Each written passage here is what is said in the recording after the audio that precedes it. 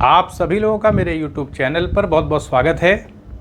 इस वीडियो के अंतर्गत ये जानने का प्रयास किया जाएगा कि क्या शंकराचार्य के अद्वैत वेदांत के प्रभाव से भारत में बौद्ध धर्म सीमित हो गया या बौद्ध धर्म के मानने वाले वैदिक धर्म में सम्मिलित होते चले गए। इसको जानने का प्रयास किया जाएगा। सबसे पहली चीज़ ये है कि बौद्ध धर्म का जो पतन है, हम अगर देखेंगे तो प्रचार प्रसार तो बहुत हुआ, पूरे विश्व में हुआ। बौद्ध भिक्षुओं ने पूरी निष्ठा के साथ बौद्ध धर्म का प्रचार प्रसार किया, विदेशों में भारतीय संस्कृति को फैलाया, बौद्ध संस्कृति को, महात्मा बुद्ध के संदेशों को फैलाया, दिन रात परिश्रम किया। ऐसे में उनकी प्रशंसा की जानी चाहिए, क्योंकि भारतीय संस्कृति पूरे विदेशों में गई बौद्ध धर्म के माध्यम से। और बड़े बड़े बौद्ध भिक्षु जो है वो दिन रात मेहनत करते रहे, उस समय जबकि यातायात के साधन नहीं थे। हम ये कह सकते हैं कि पतन की प्रक्रिया जो है वो कहीं ना कहीं ढांचागत जो बदलाव हो जाता है, शक्ति का जो सृजन हो जाता है, वो जब बिखर जाती है शक्ति, क्योंकि हमारे शरीर में भी ऊर्जा बनती रहती है और उसका क्षय होता रहता है। जब हम कोई गतिविधि करते हैं, चलने फिरने की, दौड़ने की, तो ऊर्जा कम हो जाती है, हम थक जाते हैं। तो इस आधार पर देखें तो बौद्ध धर्म के अंदर देखिए थेरवाद है, उसके बाद विभाजन हो गया, महासांगिक एक नई शाखा पैदा हो गई, तो मतभेद दिखाई पड़ा ना। मतभेद का मतलब है कि फिर जब शाखा हो जाती है तो उस शाखा के अनुयायी भी हो जाते हैं, मानने वाले हैं, और उसके विद्वान भी हैं। तो जब दो शाखा हो गई तो अनुयायियों का दो वर्ग हो गया, विद्वानों का दो वर्ग हो गया। और अधिकतर देखा जाता है कि हर शाखा के जितने मानने वाले हैं और जितने विद्वान हैं वो अपनी ही शाखा के लिए समर्पित रहते हैं उतना। तो ये एक कह सकते हैं बहुत बड़ा दोष जो है बौद्ध धर्म के अंदर पैदा हुआ। और इसको अगर यहीं पर रोक दिया जाता या महात्मा बुद्ध के प्रति असीम समर्पण दिखाया जाना चाहिए था, ताकि ये मतभेद नहीं होता। क्योंकि उसमें महात्मा बुद्ध को आदर्श के रूप में अगर लेके चले होते कि हम उनके सिद्धांतों से हटेंगे नहीं, और हमारे अंदर जो अहंकार, ईगो की भावना विद्वानों में रहती है, उससे मतभेद हो जाता है, विभाजन हो जाता है, तो अपने अहंकार को हम स्वीकार नहीं करेंगे और समन्वय करते हुए चलेंगे, विभाजन नहीं होगा। लेकिन ऐसा नहीं हुआ और अहंकार के वजह से बहुत सारे धर्मों में विभाजन हो जाता है। वेदांत दर्शन के अंतर्गत देखें, व्याख्यागत बहुत सारे आपको विभाजन की प्रक्रिया व्याख्यागत है, वहाँ पर कोई संप्रदाय है, लेकिन व्याख्यागत के आधार पर भी संप्रदाय बन गए। द्वैतवाद, विशिष्टाद्वैतवाद, अद्वैतवाद, शुद्ध अद्वैतवाद, इस तरह के वहाँ भी विभाजन हुए। कहने का अर्थ ये है, लेकिन वहाँ पर क्योंकि वेदांत दर्शन के अंतर्गत हम देखें ज़्यादातर शक्ति जो है भारत के अंदर ही रही, लेकिन बौद्ध धर्म तो विदेशों में चला गया। उसके जितने प्रचारक थे वो विदेशों में चल के प्रचार प्रसार करने लगे। तो ये महासांघिक विचारधारा जब ये शाखा बन गई तो विद्वान तो अलग हो गए, फिर हीनयान महायान में बड़ा विभाजन हो गया। उसके बाद देखिए हीनयान के अंदर भी फिर शक्ति जो है वो एकत्रित नहीं रह सकी, फिर विभाजन हो गया, शाखा बन गई। और वैभाषिक शाखा आ गई, सौत्रांतिक शाखा आ गई, ये सब दार्शनिक शाखाएँ, इसके मानने वालों का वर्ग, विद्वानों का वर्ग हो गया। उसके बाद देखें फिर हीनयान के बाद महायान है, उसमें भी शाखा हो गई, शून्यवाद, योगाचार, विज्ञानवाद आ गया। इस आधार पर देखें तो कालखंड के साथ साथ जैसे जैसे समय बढ़ता जा रहा था, बौद्ध धर्म के अंतर्गत धीरे धीरे विभाजन होता चला जा रहा था। उसके विद्वान शाखाओं में बढ़ते चले जा रहे थे, अनुयायी शाखाओं में बढ़ते चले जा रहे थे। शंकराचार्य तो बहुत बाद में आए हैं। अगर देखें तो शंकराचार्य का भी प्रयास रहा, हर धर्म के जितने विद्वान होते हैं अपने धर्म का प्रचार प्रसार तो करेंगे ही, लेकिन शंकराचार्य ने वाद विवाद की प्रक्रिया, शास्त्रार्थ की प्रक्रिया को अपनाया। 4 पीठों की स्थापना उन्होंने किया। कहने का अर्थ है कि संस्थागत प्रयास उन्होंने भी किया। फिर हम ये देखें आगे चल के, फिर देखिए वज्रयान पैदा हो गया, तारा चक्रेश्वरी देवी, ये सब महात्मा बुद्ध की पत्नियां बना दी गई। तो वज्रयान 6वीं शताब्दी ईस्वी में ये इसका उत्थान हो गया। उसके बाद कालचक्रयान, फिर सहजयान बंगाल में। तो कहने का अर्थ है कि इतना विभाजन होता चला गया, निरंतर विभाजन की प्रक्रिया बौद्ध धर्म चलती रही, जिसके वजह से क्या हुआ कि जो महात्मा बुद्ध का सिद्धांत था, मूल सिद्धांत था, उनको जो है वो मूर्तियों की स्थापना की जाने लगी, वैसे ही पूजा होने लग गई। वैदिक धर्म के अंदर आप चले आए तो गुप्त काल के अंतर्गत वैदिक धर्म में भी मूर्ति पूजा का प्रचलन शुरू हो गया था, क्योंकि सामंतवाद के वजह से क्षेत्रीय संस्कृतियां जो भारत में हड़प्पा काल से रहती चली आ रही थी, क्योंकि हड़प्पा सभ्यता भारत की बहुत विस्तृत सभ्यता रही है, बहुत बड़ा क्षेत्रफल रहा है, तो उसके सारे निवासी कहीं चले तो जाएंगे नहीं। तो सब क्षेत्रीय संस्कृतियों के आधार पर उस समय से ही मूर्ति पूजा कहीं ना कहीं कॉन्सेप्ट चल रहा था, हड़प्पा काल से ही। तो जब आर्य संस्कृति के भारत में प्रचार प्रसार होने लग गया, उदय हुआ, अलग अलग प्रकार के राज्य पैदा हो गए, और बाद में गुप्त काल के अंदर सामंतवाद के प्रभाव के वजह से विदेशी व्यापार में कमी आती चली गई, क्षेत्रीयता का उदय होता चला गया। तो जो संस्कृतियां थी उनके संपर्क में आ गए, तो खेती भी की जाने लगी सामंतों के अधीन। तो फिर उनके अपने छोटे छोटे मंदिर हुआ करते थे क्षेत्रीय संस्कृति के मानने वाले। तो इस तरह से धीरे धीरे मंदिरों का उदय होता चला गया। तो इतिहास के जो बड़े बड़े विद्वान हैं वो इसी के अंतर्गत इसकी व्याख्या करते हैं, जो अभी आपको ये बात बताई गई है। किस तरह से जैसे जैसे सामंतवादी प्रक्रिया भारत में चलती गई गुप्त काल में, धीरे धीरे वैदिक धर्म के अंदर भी कहीं ना कहीं जो है वो मंदिरों की स्थापना होने लगी। हालांकि पहले अगर आप देखें तो ये स्थिति दिखाई नहीं पड़ती है, क्योंकि आर्य संस्कृति, आर्य कल्चर के अंतर्गत बहुदेवादी विचारधारा तो थी। पूजा उपासना यज्ञ के माध्यम से किया करते थे, देवताओं को प्रसन्न करते थे अपनी भौतिक समृद्धि के लिए। लेकिन बाद में आप देखेंगे आर्यों के अंदर अगर पाएंगे तो उनके अंदर भी आप देखेंगे अन्वेषण की प्रवृत्ति शुरू से रही है। सच्चाई को जानने का प्रयास आर्य संस्कृति में हमेशा से रहा है, और बौद्धिक क्षमता से संपन्न भी रहे। तो चिंतन मनन होता रहा, तो 108 उपनिषद आ गए। ये तो 1 से 108 की संख्या है, ऐसे संख्या 500 से ऊपर जाती है। बहुत सारे ग्रंथ तो मिल नहीं पाए। तो इस आधार पर कहा जा सकता है कि फिर अद्वैतवाद और ब्रह्म की विचारधारा, आत्मा परमात्मा विचार, इस तरह से मिलते मिलते कि एकेश्वरवाद पे आ गए आर्य, बहुदेववाद से एकेश्वरवाद पे आ गए। तो आर्य संस्कृति अगर आप देखेंगे तो वो खुद अन्वेषण करते करते सत्य की खोज के लिए हमेशा से प्रेरित रहे हैं। और जो कुछ भी शाखाओं में विभाजन हुआ वो ऐसा नहीं था वाद विवाद तक ही रहा। कोई शस्त्र के आधार पर संघर्ष देखने को भारतीय संस्कृति में नहीं मिलता है। चाहे बौद्ध धर्म में या वेदांत दर्शन के अंतर्गत, या हम कह सकते हैं कि वैदिक धर्म के मानने वालों के बीच और बौद्ध धर्म के मानने वालों के बीच कोई शस्त्र के आधार पर संघर्ष इतने बड़े कालखंड में, हज़ारों साल के इतिहास में देखने को बहुत बड़ा नहीं मिलता है। छोटी छोटी घटनाएं या कोई इवेंट हो गया वो एक अलग चीज़ है कि बौद्ध मठ जो है ढा दिए गए, इस तरह की चीज़ें दिखाई पड़ेंगी। लेकिन अगर समग्र रूप में देखें तो भारत की संस्कृति पूरे विश्व में इस मामले में अलग दिखाई पड़ती है। यहाँ पर वाद विवाद इस तरह का तो रहा, मतभेद विद्वानों के बीच रहा, लेकिन वैसा अगर ऐसा होता, शस्त्र के आधार पर संघर्ष होता है, तो इतने संप्रदाय भारत में बन नहीं जाते। कहीं ना कहीं मतभेद को स्वीकार किया गया है संस्कृति के अंतर्गत, इसीलिए अलग अलग शाखाओं का जन्म होता चला गया। खुद बौद्ध धर्म के अंदर इतनी शाखाएं हो गई, लेकिन कभी संघर्ष नहीं हुआ। और वेदांत दर्शन के अंतर्गत द्वैतवाद, अद्वैतवाद, विशिष्टाद्वैतवाद, शुद्धाद्वैतवाद, अलग अलग विचारक रहे, देते चले गए, लेकिन संघर्ष नहीं हुआ। अलग अलग उनके अनुयायी मानने वाले भी थे। तो इस आधार पर कह सकते हैं कि ये जो अभी आपने देखा है कि विवरण बौद्ध धर्म के अंदर ये सारी चीज़ें घटती चली गई, तो इससे शक्ति जो है वो बौद्ध धर्म की क्या हुई, सीमित हो गई। और इस आधार पर हम कह सकते हैं धीरे धीरे फिर वैदिक संस्कृति के अंतर्गत भी मूर्ति पूजा कहीं ना कहीं धीरे धीरे स्थापित होती चली गई। और बौद्ध धर्म के अंदर भी महात्मा बुद्ध को मूर्ति के रूप में महायान शाखा के अंतर्गत स्थापित कर दिया गया। तो समानता आती चली गई। तो लोगों के बीच में जो महात्मा बुद्ध के समय में जो एक प्रकार से हम कह सकते हैं अष्टांगिक मार्गों पर चलने की जो बात थी, जो शुद्धता भिक्षुओं के अंदर, बौद्ध भिक्षु थे, उनके अंदर कहीं ना कहीं पतन होता चला गया। और जो व्यापारिक मार्गों पर जो भी मठ बनते थे, जो विहार थे कहने का अर्थ है, वहाँ भी संपदा का सृजन होता चला गया। धीरे धीरे महायान शाखा ज़्यादा प्रबल होती चली गई, जिसके वजह से हम कह सकते हैं कि वैदिक संस्कृति के तत्व और बौद्ध धर्म के अंदर जो मूर्ति पूजा का जो कॉन्सेप्ट महात्मा बुद्ध का शुरू हो गया, अलग प्रकार के जो संप्रदाय शाखाएँ बनती चली गई, तो उससे जो है समानता आ गई। तो इस वजह से हम कह सकते हैं कि धीरे धीरे बौद्ध धर्म का लोप होता चला गया।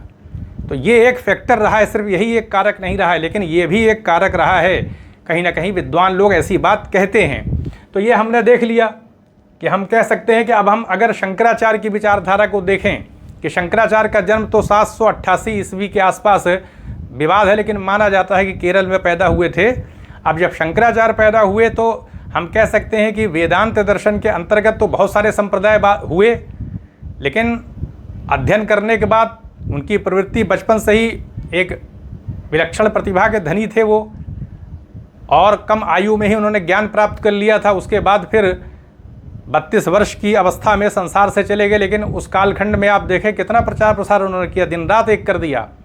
और शास्त्रार्थ करते थे, वाद विवाद होता था, मत रखते थे। उस आधार पर विद्वान बहुत से हार भी गए, बहुत से बौद्ध भिक्षु भी हार गए।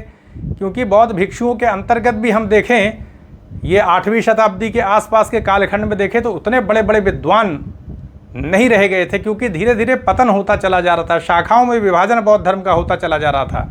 लेकिन आप शून्यवाद के अंतर्गत नागार्जुन की विचारधारा को देखें तो कहा जाता है कि वेदांत दर्शन के अंतर्गत जो बातें शंकराचार्य ने कही हैं, खुद वेदांत दर्शन के अंतर्गत बहुत सारे विद्वान हैं, जिसमें मध्वाचार्य भी हैं, वो भी बताने का प्रयास करते हैं कि शंकराचार्य ने कहीं ना कहीं बौद्ध धर्म के सिद्धांतों को ही ले लिया और उनकी जो माया की अवधारणा है वो शून्यवाद से प्रेरित है। इस प्रकार का आरोप तो वेदांत दर्शन के अंतर्गत बहुत सारे विचारकों ने शंकराचार्य के ऊपर लगा दिया।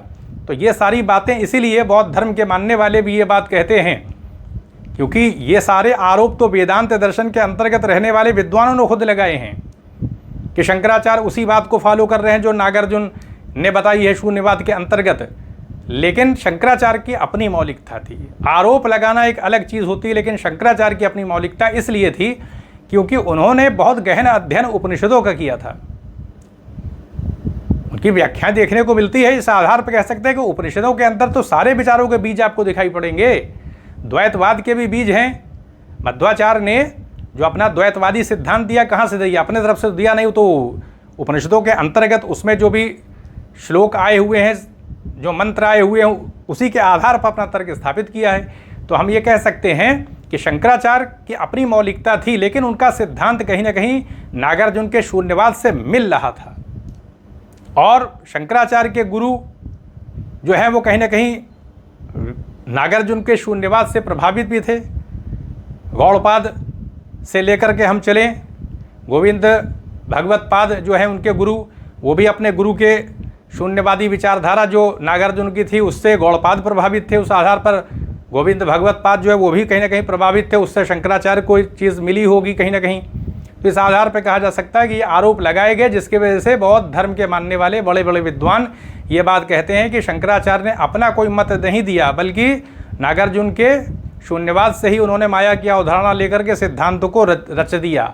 लेकिन ये पूरी तरह ये बात सत्य नहीं है, क्योंकि शंकराचार्य ने नागार्जुन के शून्यवाद के ऊपर आरोप भी लगाया है। उनके अगर आप आरोपों को देखें तो बहुत विस्तार में आलोचना भी किया, ऐसा नहीं है। लेकिन हाँ, ये होता है कि विद्वान जब बड़े होते हैं तो मार्ग जो है वो पहुँचेंगे किसी एक सिद्धांत पे, तो रास्ता अलग अलग हो सकता है, लेकिन पहुँचेंगे तो वहीं पर जहाँ नागार्जुन के शून्यवाद के अंतर्गत इस पूरे जगत को समृद्धियों के आधार पर प्रतीतिजन्य बता दिया कि बस प्रतीति है, वास्तविकता नहीं है। वास्तविक सत्ता केवल शून्य की है। संसार की कोई भी वस्तु अपने स्वभाव में स्थापित नहीं हो पाती है, सारी चीज़ें सापेक्ष हैं। शंकराचार्य की विचारधारा है कि शंकराचार्य ब्रह्म की स्थापना करते हैं, उसके बाद माया शक्ति का उपयोग ब्रह्म के द्वारा किया जाता है, इस संसार को बना दिया जाता है, वो संसार प्रातीतिक हो जाता है। तो अप्रोच में आपको अंतर दिखाई पड़ेगा, क्योंकि नागार्जुन जो है वो पहले वस्तुओं की परीक्षा करते हैं, बताते हैं कोई वस्तु सत्य नहीं हो सकती, क्योंकि उसकी सत्ता हमेशा के लिए नहीं रहती है। सत्य तो तब मानेंगे जब हमेशा के लिए कोई चीज़ हो। कोई चीज़ असत्य भी नहीं हो सकती, क्योंकि प्रतीति हो रही, जैसे ये पेन है इसकी प्रतीति हो रही है। सत्य असत्य एक साथ नहीं हो सकती। किसी चीज़ को सत्य कहना और उसी समय असत्य कह देना ये संभव नहीं है, ना सत्य ना ऐसा भी नहीं है। तो तर्क के आधार पर नागार्जुन ने ये बताने का प्रयास किया कि संसार की कोई भी वस्तु जो है वो हम उसको किसी कोटि में नहीं रह सकते, ना सत्य कह सकते हैं, ना असत्य कह सकते हैं, ना सत्य असत्य कह सकते हैं। इस तरह की कोई बात नहीं कह सकते, क्योंकि सत्य नहीं कह सकते क्योंकि मिट जाती हैं, असत्य नहीं कह सकते प्रतीति होती है, सत्य असत्य दोनों नहीं कह सकते, ना सत्य ना असत्य नहीं कह सकते। तो कहाँ रखेंगे वस्तुओं को? फिर क्या बताएंगे कोई वस्तु क्या है? इस आधार पर बता दिया कि वस्तुओं का जो स्वभाव है वो शून्य होता है, और शून्यवाद की स्थापना कर दिया। लेकिन शंकराचार्य ने ये अप्रोच नहीं अपनाया है। शंकराचार्य नागार्जुन तो ये बताने का प्रयास करते हैं निर्वाण के बाद क्या सत्ता होगी, वो मानसिक भी हो सकती है, वो बाह्य भी हो सकती है। निर्वाण के बाद क्या उपलब्ध होगा इसके बारे में नागार्जुन कुछ नहीं बताते हैं। लेकिन शंकराचार्य ने तो बाकायदा ब्रह्म की स्थापना किया है कि ब्रह्म की सत्ता है, सच्चिदानंद सत्ता है। उसके आधार पर माया की शक्ति बताई उन्होंने कि ब्रह्म की शक्ति है, वो उपाधि रूप है। उसके आधार पर बताया कि माया के माध्यम से संसार बनता है। तो शंकराचार्य का अप्रोच एकदम अलग है पूरी तरह से, जबकि नागार्जुन इस प्रकार की बात नहीं करते हैं। वो सांसारिक वस्तुओं का अन्वेषण करके अपना तर्क देते हैं और बताते हैं कि निर्वाण के बाद क्या उपलब्ध होगा जाना नहीं जा सकता, कि वो सत्ता कैसी है, मानसिक है, कॉन्सेप्चुअल है, कि एकदम जैसे पेन है वस्तुनिष्ठ है, उस रूप में कोई सत्ता तात्विक रूप में दिखाई पड़े बाह्य शक्ति के तौर पर, यह नहीं बताया जा सकता। महात्मा बुद्ध ने भी बात बताई थी कि निर्वाण के बाद चीज़ें सापेक्ष अनुभव नहीं होता है, दुर्दर्श है, जिस चीज़ को मैंने देखा है, अतर्कावचर है, वो दुरानुबोध है, उसका आसानी से ज्ञान नहीं प्राप्त किया जा सकता। इस तरह की बातें बौद्ध धर्म में आई है। तो शंकराचार्य का जो उनका अप्रोच है, उनकी जो व्याख्या करने का ढंग है, उसमें पहले से ही ब्रह्म की स्थापना कर दिया गया है और ब्रह्म के स्वरूप का भी वर्णन कर दिया गया है, और फिर माया को शक्ति बताया गया, उसके आधार पर संसार को प्रातीतिक बताया विवर्त रूप में। लेकिन यही अप्रोच आप नागार्जुन के शून्यवाद देखेंगे, जबकि नागार्जुन तो दूसरी शताब्दी के आसपास पैदा हुए थे, ईस्वी के आसपास पैदा हुए थे, और शंकराचार्य तो बहुत बाद में पैदा होते हैं, 788 ईस्वी में पैदा होते हैं, और नागार्जुन तो बहुत पहले पैदा हो जाते हैं। तो इस आधार पर अप्रोच का अंतर दिखाई पड़ता है, इसलिए एक नहीं कहा जा सकता। हाँ, संसार की वस्तुओं को नागार्जुन ने जो बताया है कि सापेक्ष हो जाती हैं। तो शंकराचार्य ने ये बताया कि संसार की वस्तुओं को सत्य नहीं कहा जा सकता, असत्य नहीं कहा जा सकता, अनिर्वचनीय हो जाती हैं। मिथ्या बता दिया है, उनकी व्याख्या नहीं की जा सकती, उनके बारे में कुछ कहा नहीं जा सकता कि सत्य हैं कि असत्य हैं। ये सारी बातें आपको शंकराचार्य के दर्शन में भी दिखाई पड़ेंगी। लेकिन शंकराचार्य ने पहले ब्रह्म की स्थापना कर दिया है, फिर माया को शक्ति बताया। उस आधार पर अप्रोच एकदम अलग है। इस आधार पर हम ये कह सकते हैं कि शंकराचार्य जो है वो सिद्धांत के तौर पर भ्रम हो जाता है कभी कभी लोगों में, तो कुछ विद्वानों ने ये बात कह दी, लेकिन अप्रोच के अंतर में अगर हम विश्लेषण खुद करें तो हमको ये लगेगा कि नागार्जुन ने कोई ऐसी बात नहीं बताई अपने दर्शन में कि उस शक्ति का क्या स्वरूप है निर्वाण के बाद, कि वो किस प्रकार की होगी। लेकिन शंकराचार्य तो बाकायदा ब्रह्म की स्थापना करते हैं। तो इस आधार पर अंतर भी है, समानता भी दिखाई पड़ती है और अंतर भी है, कहने का अर्थ ये है। तो इस तरह से हमने देखा कि अगर देखा जाए तो शंकराचार्य का तो जीवन काल ही बहुत कम था, 32 वर्ष की कुल तो आयु ही तो उनकी थी, और कहाँ बौद्ध दर्शन का, बौद्ध धर्म का इतने लंबे समय से चला आ रहा था। तो शंकराचार्य के प्रभाव से कैसे बौद्ध धर्म भारत में नष्ट हो जाएगा, ये तो सोचा नहीं जा सकता, क्योंकि शंकराचार्य ने अद्वैत वेदांत को स्थापित करने के लिए पूरे भारत का भ्रमण किया, लगातार विद्वानों से शास्त्रार्थ करते रहे। लंबे कालखंड के बाद कहीं जाकर के अद्वैत वेदांत की विचारधारा भारत में पुष्ट हो सकी है, परिपक्व हुई है। जब 4 पीठों की स्थापना किया उसके बाद विद्वान निकलने लग गए। तो एक संस्थागत प्रयास शंकराचार्य ने किया, व्याख्या किया है, उपनिषदों की व्याख्या किया, और ये व्याख्या तो हर धर्म के लोगों के लिए उपलब्ध है। अब चाहे जो पहले के जो विद्वान हुआ करते थे वो बौद्ध धर्म में भी रहते थे, लेकिन वेदांत दर्शन की पुस्तकों का भी अध्ययन किया करते थे। आज इस प्रकार की जैसे अलगाव दिखाई पड़ता है वैसा नहीं था।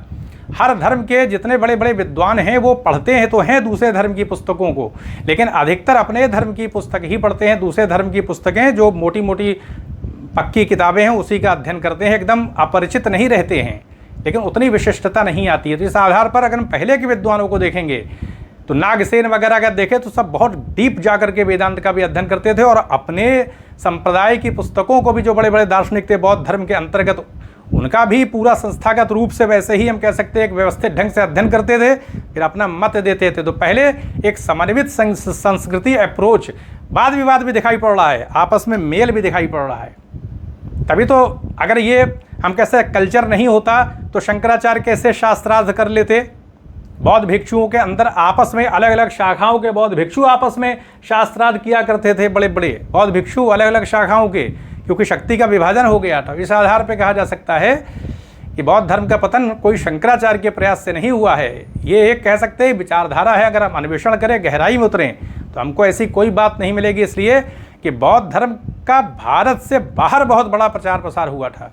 आज भी आप देखें तो बौद्ध धर्म को आप देखें तो आपको पूरे विश्व के अंदर बड़े बड़े देश, जापान के अंदर देखिए, चीन के अंदर, थाईलैंड है, श्रीलंका है, म्यांमार है, तमाम देशों के अंदर आप बौद्ध धर्म कैसे फैल गया। इतना बड़े बड़े बौद्ध भिक्षु सब गए थे, उन्होंने प्रयास किया, भारतीय संस्कृति को फैलाया।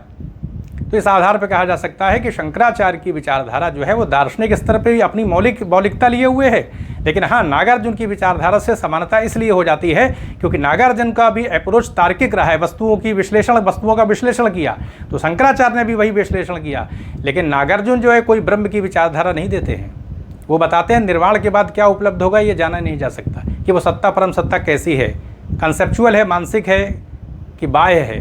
लेकिन शंकराचार्य ने तो पूरा स्थापित करके बताया है कि सच्चिदानंद सत्ता है वो।